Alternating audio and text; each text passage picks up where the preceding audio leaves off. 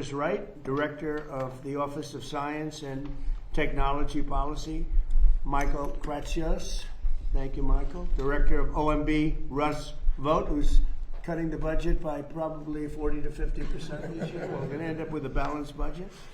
And National Cyber Director, Sean Cairns, and I appreciate all of you being here. Thanks as well to Chief Technology Officer of the United States, Dr. Ethan Klein. Ethan, thank you very much. Director of the National Quantum Coordination Office, Dr. Brad Blakestad, and Chief Information Officer of the Federal Government, Greg Barbacia, for joining us today. Thank you very much, fellas. It's great. We're also honored to be joined by Google President Ruth Porat. That's a big position, okay, Google President. That's as big as being President of the country, I think. That's big. There aren't too many. IBM CEO Arvind Krishna, who's a great man, who's a really great job. What a job you've done. I used to have that stock when it was much, much lower. I brilliantly sold it when I became president. That was not a good move. And Inflection CEO Matthew Kinsella, as well as Nobel Prize winning quantum physicist John Martinez. Great going. Should you tell him how many years ago it was? Well, about 40 years ago. That's pretty good. And you still look good. Thank you. Great job.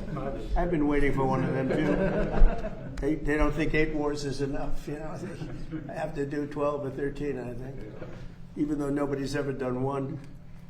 Quantum technologies represents the next generation of innovation across computing, sensing, and networking with enormous significance for our country's economic growth, scientific research, and cyber security. It's really a big deal that we're doing today, and the country is doing really well, as you know. In 2018, I signed the National Quantum Initiative Act into law, which led to doubling the federal government investment in quantum research and development. I think you all know about that. That helped unleash billions of dollars of private investment in America's quantum industrial base, promoting significant scientific and technological progress like we've never seen before, actually. We want to keep that positive momentum going in America with the orders that I'm signing today, and these will really have place it a big step forward. We're already the leader by a lot, and we're going to be now the leader by a lot more. The first executive order launches a national effort to produce a quantum computer capable of performing important scientific calculations and to develop quantum-enabled sensors and networks in the next 5 years, and we're going to be investing in American quantum leadership like never before to stay ahead of the pack. We're way ahead right now, and we'll keep it that way. The second order I'm signing directs federal agency to transition to what is called quantum cryptography. Do anybody know what that is? You're going to hear very soon, so you're going to find it interesting. Cryptography for their computer systems by 2031, and to lead the way for wider adoption of these extremely strong security standards.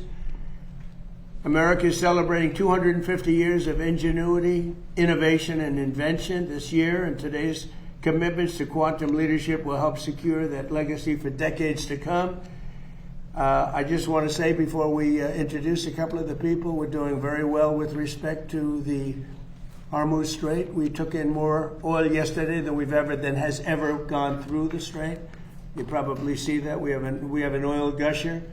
The Strait is totally open, you know that, and we're negotiating. We'll see how that all goes, but we have two things. We have an open Strait, and we have a country that will never have a nuclear weapon. Will never, ever have a nuclear weapon. So now I'd like to invite Michael Kratsios, Director of the Office of Science and Technology Policy, to say a few words, followed by National Cyber Director Sean Cairns and Secretary Wright, who's doing a fantastic job over in Venezuela and every place else he touches. Venezuela, by the way, has been amazing. We are really having a great relationship with that country, taking out tremendous amounts of oil, far, far more than that particular war cost, many, many times, sending it to Houston, sending it to Louisiana, sending it to lots of places. And Venezuela is also doing well. Venezuela is doing better than it's done in maybe ever. So it's been an amazing situation. Where did you ever hear of getting money back from the war by 42 times over, right, Pete? Nobody does that. And I think Iran, I could say on a sort of a different scale, is in its own way working out very well. Maybe it's hard to say just as well, but maybe almost just as well. And we're doing very well in terms of negotiating a fair and reasonable deal. One of the things that we are doing also, and it came up last night, is money that's being unfrozen is going to be used to buy food, and the food's going to be bought exclusively through the United States from our farmers. And corn, soybeans, all of the things they need are going to be bought from our farmers. So our farmers are very happy. I've had a lot of calls. They were very happy about that. So now I'd like to ask Michael to say a few words, and we'll follow up by the other two gentlemen, or three gentlemen, and then if anybody has anything to say, and we'll take some questions at the end. So Michael, go ahead. So, Mr. President, as you mentioned in your remarks, you were the first president in history to prioritize quantum as a scientific priority of the United States government in your first administration. And since then, there's been a big leap in the investment the private sector has made in this particular domain. And we're now at the moment where a lot of that research is starting to pay off into commercial applications. And what this executive order will do is turbocharge that. First and foremost, it's going to task the Department of Energy to create a scientifically relevant quantum computer, which is going to help pave the way for even larger computers for the private sector. Secondly, we're going to be focusing on sensors and networking. So agencies like the Department of War, along with the Department of Energy, are going to be doing a wide variety of sensing and networking work. So this is a big step forward, and as one of our two top science technology priorities, we're excited to kick things off today. Good. Thank you very much. Good job, Michael. Sean, please. Yeah, thank you, sir. You continue to be the most forward-leaning president in innovation in American history. Is that all? That's sir. But no, and while you recognize the tremendous potential quantum has to advance medical research and cryptography and improve the lives of American people, you also recognize the security implications. As quantum rolls forward, it will challenge public key cryptography, which is what secures everything. It secures our financial transactions, our civilian critical infrastructure, and it secures the digital systems that Americans rely on for their daily life. And these two executive orders, which pair innovation and security, will address those issues. As we move forward, innovation and security have to be balanced. You recognize that. The actions that you take today will make sure that American systems are trusted and secure and safe moving forward. And I just want to thank our tremendous American companies with whom we've been working so closely. I think it's fair to say we have an unprecedented relationship in this. I want to thank our colleagues in the interagency who have been tremendous. It's such a mission-focused group of people. And obviously none of this happens, sir, without your leadership. So you're securing our systems for generations to come. Thank you. And you've done a great job. All of you have, actually. Chris Wright, please. Yes, thank you, Mr. President. So 141 years ago, Albert Einstein, 121 years ago, Albert Einstein published a paper on Nobody cares. Good point, good point. I never come back. And usually they won't catch you.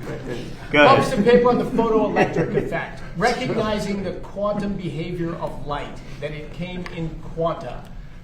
40 years after that, President Trump's uncle, John Trump, was a pioneer in applying light radiation and the reflections of it to develop radar at the MIT Radiation Lab, critical in D-Day, critical in the end in winning World War II.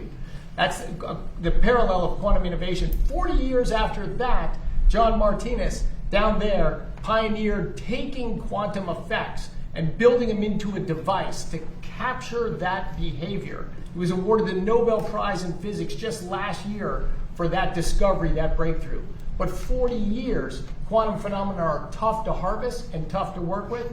But here we are, thanks to President Trump's leadership in the first term with Director Kratsios, to launch a major national effort on quantum. This is taking it to the next level. The future of computing is going to be a three-legged stool. It's high-performance computing, basically Moore's law in semiconductor manufacturing.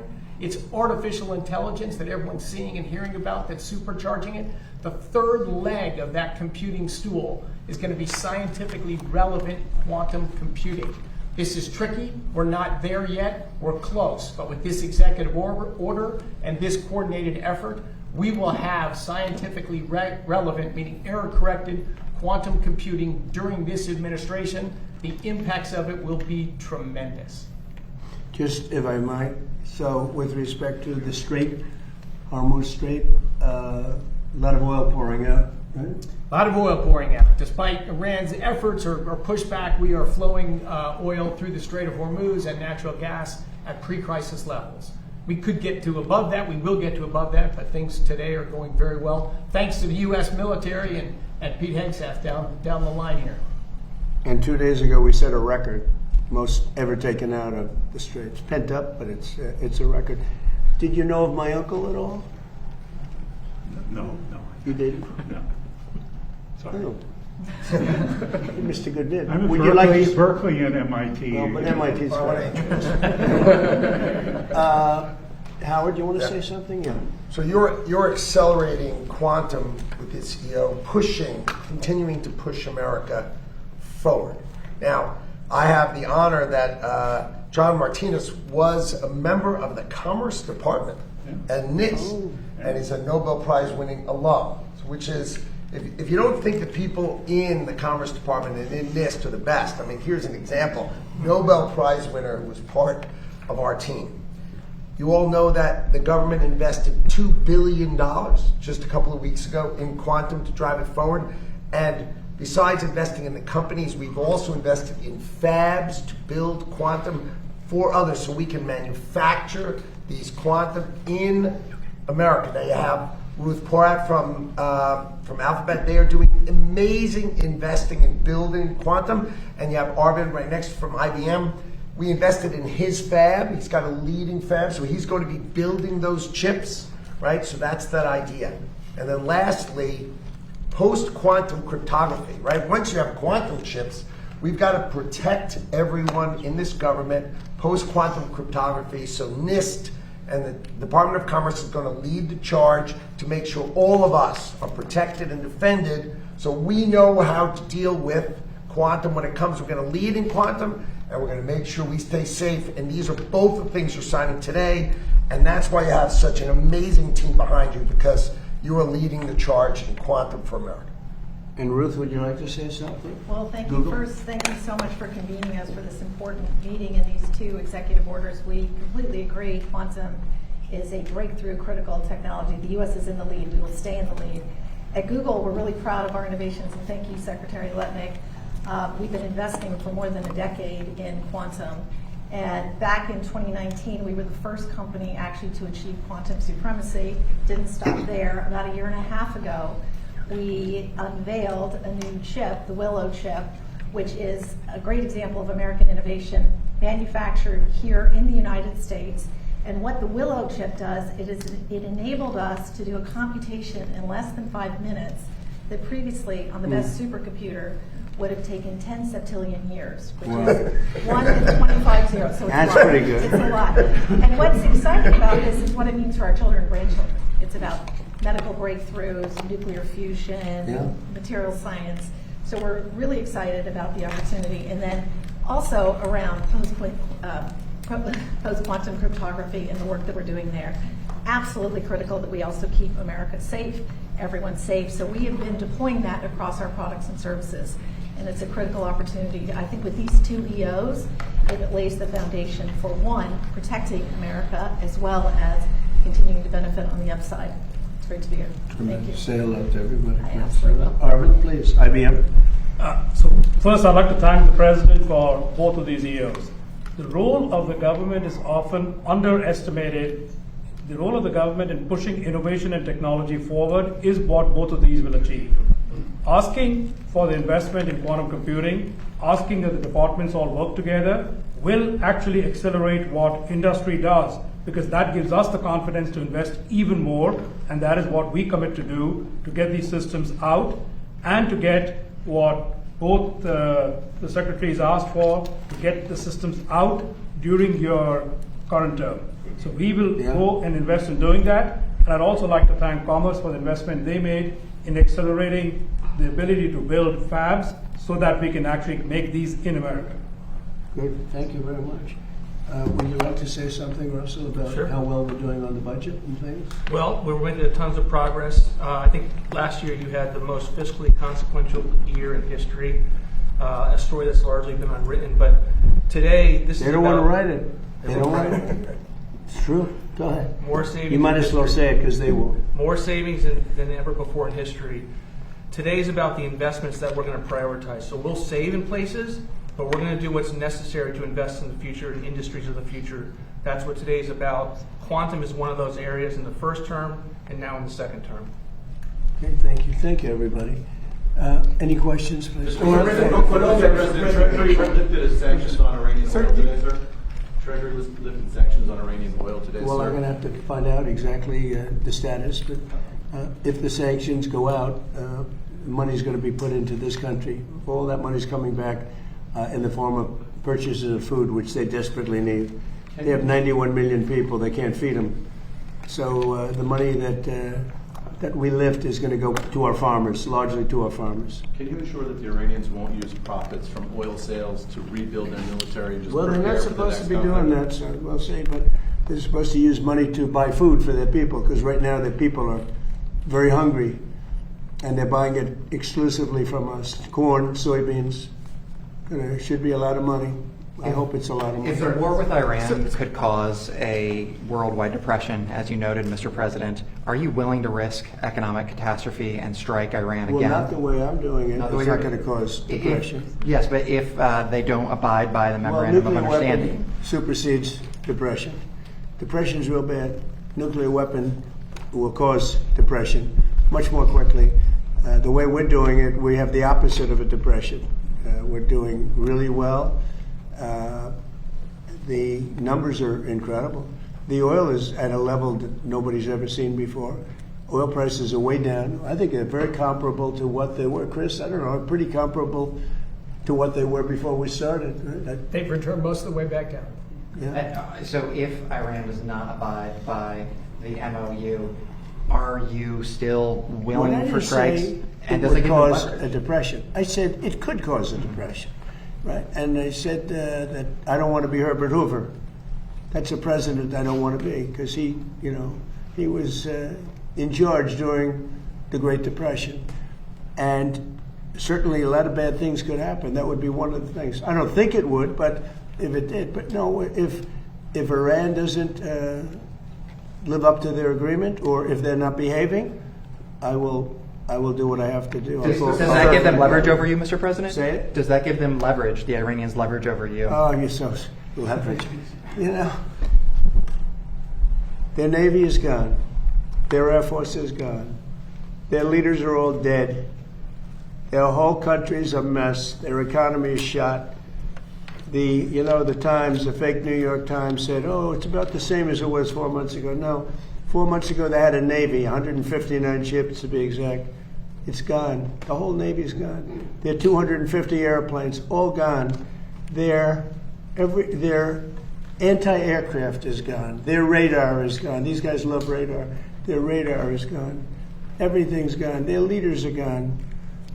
Their whole country is gone. And the Times said, oh, they're about the same as they were 4 months ago.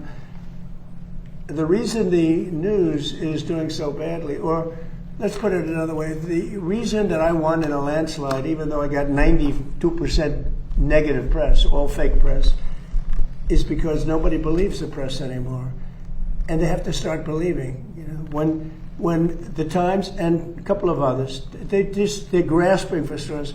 When they say that Iran is about the same as it was 4 months. 4 months ago, they had a powerful Navy, they had a powerful Air Force. Most of their missiles are gone. Most of their launching pads are gone. Most of their manufacturing capacity for drones and missiles is gone. About 87% gone. And then I hear, oh, they're in such great shape. No, they're gone. And their first level of leaders, gone. Their second level of leaders, gone. Their third level of leaders, you have to hear the conversations. Who wants to be president? Well, I don't want it. Nobody wants to be president. And then we have to read that they're doing well. They're doing so badly. In the meantime, we're setting records. We have the strongest economy we've ever had. We have 18 to 19 trillion dollars being poured into our country. We're building factories all over the place. We have more people working today than at any time in the history of our country at higher salaries. So when you ask a question like that, it's so stupid. Here's another beauty. Watch this one. Well, Here's a real beauty. earlier today, the Israeli Prime Minister Benjamin Netanyahu said his forces are not leaving Lebanon. That is a sticking point in his conversations. He said it publicly in Israel today. Well, we're going to take a look at it. Well, what would you do to make sure that he doesn't Well, I'm not going sabotage to the tell you deal? what I'm going to do, but it gets solved. I'm a problem solver. I get problem solved real fast, including with Bibi. Go ahead. Thank you, Mr. President. Thank you. What's the latest you've heard from the Vice President? Are you happy with his negotiations? Yeah. And can you share a little bit about what Secretary Rubio will be doing in the Middle East this week? I think that they're doing a fantastic job. Our secretary is fantastic. I think he's maybe going to go down as the best ever. And I thought J.D. Vance this morning was fantastic. I watched his news conference, and from Switzerland, he's a very smart guy. Did a great job. You know, when I look at the Democrats, I call them the Democrats. They're dumb. The Democrats. When I watched that, where one of them thought it was World War XI. She said World War XI. She meant World War II. You know about that, right? This is one of their potential leaders, Ilhan Omar, who married her brother to get into the country, by the way, illegally. But when I watch AOC have no idea, on a simple question, what happened when she was over in Switzerland, which she probably never went there before, but she was. And then I watch somebody like JD or Marco. I said, what a difference. What a difference. What a difference a brain makes. Mr. President, the candidate that you endorsed in Colombia for this. Sir, you've been quite critical of Prime Minister Starmer, and he's now resigned. Your thoughts, and who would you like to see as the next Prime Minister of the UK? I was critical only from the side, because I think he's a lovely man, but I said, you're really messing up energy. You have windmills all over the place. In the meantime, you have the North Sea oil, and they won't let anybody drill. It's one of the great fields in the world, and they haven't even found most. You know that the UK buys much of its energy. You know where? Norway. You know where they get their oil? The North Sea. The UK has a much better portion of the North Sea. They don't want to do it for environmental purposes, okay? And I told him, he's a very nice man. I mean, sort of a friend of mine. I mean, he was not good to us with NATO, Pete, right? He said, we can't use the island to land. That was the first. For a couple of weeks, he said, well, but ultimately I gave it to you now. That was a bad move. That hurt him badly. But I mean, I wish him well, but he's got two problems: energy and immigration and crime. But energy and immigration. Do you have a preference on the next one, sir? And he's really hurt himself very, very badly. Please go. Mr. President, can you tell us about your meeting with the defense contractors on Wednesday and what you plan to tell them? The meeting coming up, because I've met with them before. We're building plants all over the country. They are not allowed to take any more stock buybacks. Do you do stock buybacks by any chance? Not too much, right? No, because you want to invest in product. It's just an artificial way of raising a price if you're running a bad company. So they spent $51 billion on stock buybacks instead of spending them on plants. Now they can't do that anymore. Now they are spending a lot of money. We're building many plants throughout the country. They're dealing with General Motors. They're dealing with Ford. But I know General Motors is all excited about building weapons now. They have some plants which they're going to switch over, and we're going to build weapons, including the Patriot, including the Tomahawk, and lots of other things.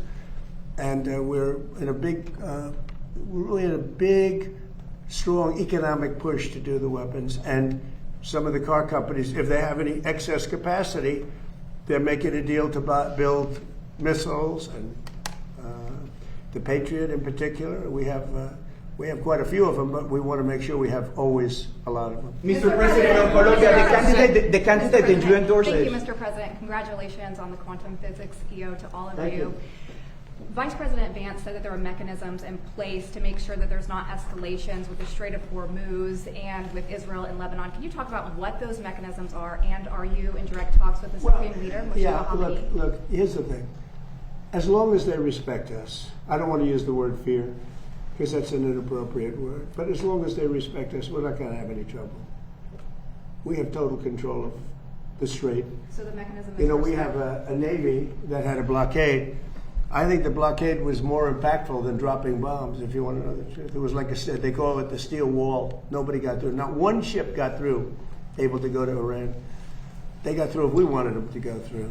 And we could set that up again in about 15 minutes. I would say, Pete, one phone call, how long would it take? Maybe half hour? They're ready to go right now if you need to. It'll be before we finish the meeting. No, we have, as long as they respect us, we're going to be fine. If they don't respect us, things wouldn't be good, but they have a lot of respect. Don't forget, we had presidents that should have done this for 47 years. Nobody did it.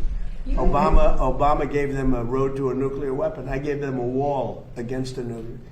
They can never, under this agreement, they'll never even think about building a nuclear weapon. Mr. President, on Colombia, the candidate... El Tigre. Yeah, Abelardo de la Espriella. We know that you had a phone call. I endorsed him. He was in 10th place. I endorsed him, and he won the election. Yeah, we know that you had a no different than this country. You had a phone conversation with Abelardo de la Espriella in the last hours. What can you tell us about that phone conversation, and what do you see, what do you anticipate? You're from Colombia? Yes, sir, I'm from Colombia. So he Cartagena, great city. He called me last night, and he thanked me for the endorsement. He won. He won the election. He wasn't anticipated to win, but he won, and he won handily. It's just an honor. He was just a good man. I'd watch him a little bit speak, and he always speak. You know, when people like me, I like them. It's very simple. It's a very simple formula, and I like him. He said really nice things about me and the job we've done in the United States, and very, very powerful. And he won an election in Colombia that, I don't know, some people were surprised because he was a little bit further down the pack, but he won easily last night. He won by, called me at 8:30 in the evening just to thank me very much. And I said, you ran a great campaign. He said, El Tigre, right? Yeah. And what do you anticipate for the relation with Colombia? Colombia is such an much better. It'll be better. He's going to be a great president. Mr. President. Are the contractors who did the initial work with the reflecting pool, are they to blame for the current condition, or is it the vandals that you mentioned? Vandals. You know, we have I think 290, 300-foot slit right through it, probably a box cutter or a knife of some kind. We had people lifting up the basic, some of the, it's not a lot of damage, but we'll probably have to let the water out and refix it. They went in there with a knife. I was just told by the people over at Parks, they have 5 people are arrested and 5 people are under investigation right now. And it's a sad thing. In addition to that, we put brand new, beautiful grass all around. They put these massive letters on the grass. You probably know about that, right? And they said 8647. They probably got that from the dirty cop, Comey. You know he's a dirty cop, don't you? Dirty cop. He's a crooked guy. They destroyed the grass. So that's a big thing. But we're going to get it back very soon. National Guard and police have been all over the mall. How would these vandals have gotten so close to do something like that? Do you have any proof of this? I mean, we didn't have a lot of them then. Who would think that somebody would go into a pool and take a knife and start cutting it? But do you have proof of that? That they used a knife? Do you have photos or videos? Well, let's put it this way. When you have a 350, I think it's 350, not 250, a 350-foot slit from one end to the other, you think that's proof? You think that's proof? Reporters have been down there today looking for that slit that you mentioned, and there's no evidence of it. All you'd have to do is see the Parks Department. They'll show it to you. See the secretary. But I saw it. They cut it very violently. The same thing with the floor. They cut it. And then they lifted it. They pulled it. And that's what it is. And, we've done over 50 monuments. Number one, we start with, this is now a safe city. It's as safe a city as you're going to get in the country.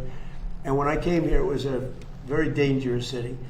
And number two, what we did is the beautification with the parks and the grass and everything, removal of all the tents. And this is like a different place. One of the things we did is over 50 fountains and statues, most of which were in horrible shape. All of them were bad, but some were just absolutely horrible. Graffiti, you couldn't even see the stone. They've all been fixed. We also fixed the reflecting pool. In fact, if you go over there right now, it looks very good. It's up. Somebody said fertilizer in the water. If you put fertilizer in the water, you get algae. But somebody said they might have put fertilizer. They did something to create the algae, but that doesn't matter because that's been purified. It's dead.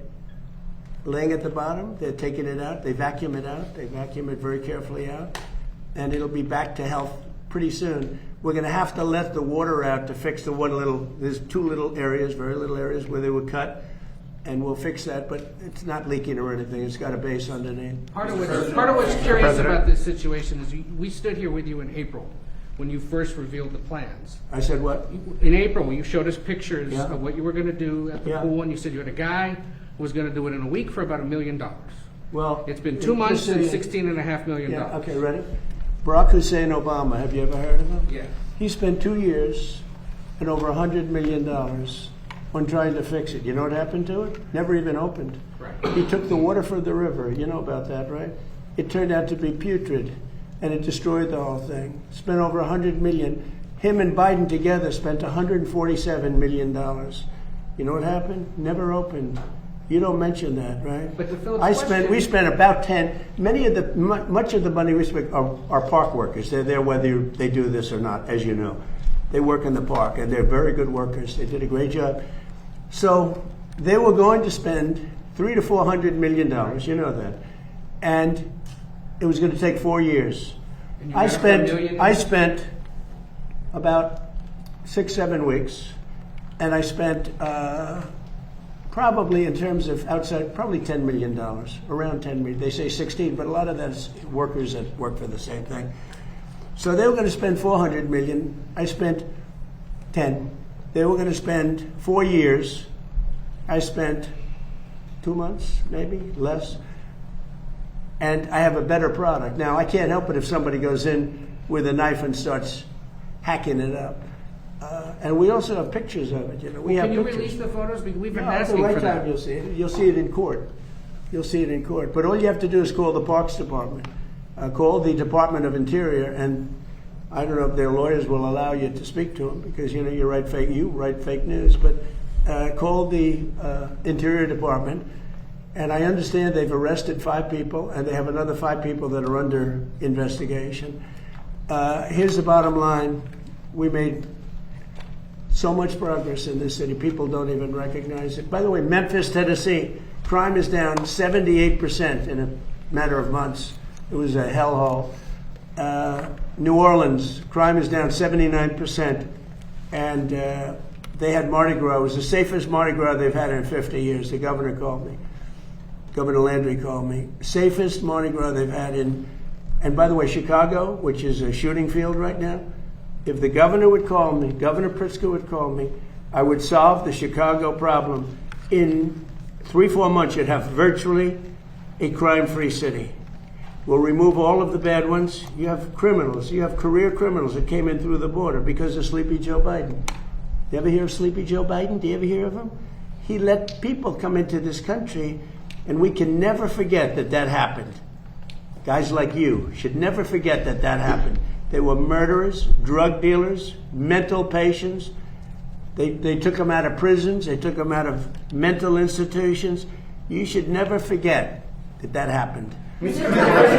President, you're Let's meeting. leave on a nicer note. You're meeting with NATO's Mark Rutte on Wednesday. Good. You've had Secretary Hegseth review U.S. presence I in did. NATO countries. Yeah.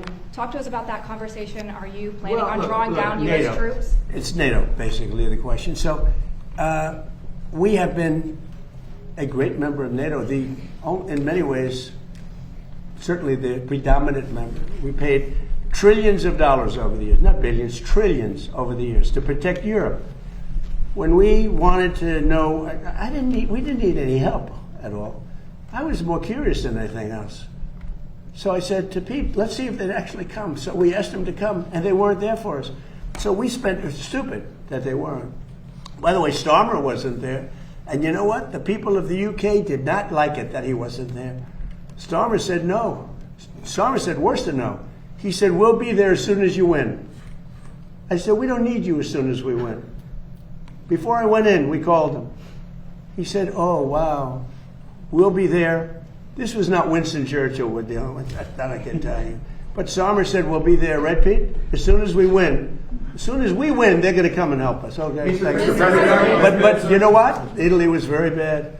Italy was very bad, and other countries, Germany was very bad. So we spent all of this money, probably 600. I think we spent 600 million a year, right? I would say that. I think the real number. Think of that. The numbers that we spend are so crazy, or NATO, and they weren't there for us. So I say to Pete, and I say to everybody else, if we're spending all of this money, hundreds of millions of dollars to protect them from Russia, mostly. Okay, so we're spending hundreds of millions of dollars a year. You know, the case could be made that we spent all of the money over the years before me. I cut it back. But listen, we spend all of this money, and then when we want to maybe have help on small stuff, this is small time. This is not the big one. This is small potatoes. They say no, would rather not help. Stupid thing to say, because we can say that to them if we want, and we might. Mr. President, it's the 1-year anniversary of Operation Midnight Hammer. If you could go back in time, is there anything you would do differently? No. Nothing at all? It's the most successful attack that anyone's ever seen with a bomber that totally wiped out their nuclear potential. If we didn't do that, you'd have no Israel right now. Israel would not exist, and most of the Middle East would not exist. They were 2 weeks away from having a nuclear weapon. If we wouldn't have done that, Pete, they would have had a nuclear weapon. You want to say something about that? Yes, sir. I wasn't aware it was 1 year, but you don't have the situation we have now, a position of strength where Iran's going to give up their nuclear program without Midnight Hammer, which no other country on planet Earth could remotely conceivably pull off that from start to finish, 37 hours back and forth. Iran never saw it, and every munition, precision munition that only we make, hit exactly where we wanted it to, because and they knew we were coming, and they could do nothing. And they could do nothing about it with their air defenses, which are even further now degraded. And that's what everyone misses in the press, and the president's right to call it fake news, because the overwhelming military victory that has been had over Iran is what has set the conditions for them to be at the table with our negotiators. And we will ensure, whether it's through a deal or through the War Department, that they never get a nuclear weapon because of this president right here. Okay. Thank you very much, everyone. Thank you, guys. Thank you, Press. Thank you very much. Thank you, guys. Thank you, guys. Thank you. Thank you, guys. Thank you, guys. Thank you, guys. Thank you, guys. Thank you. Thank you.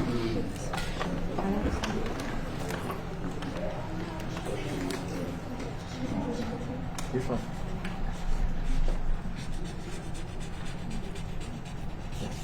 See, Biden can't do that. See that, Aaron?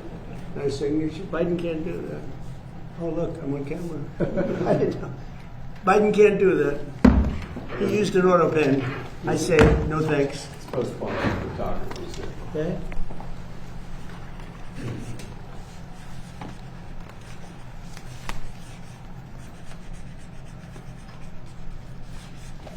Okay, thank you very much, everybody. Thank you. Thank you, guys.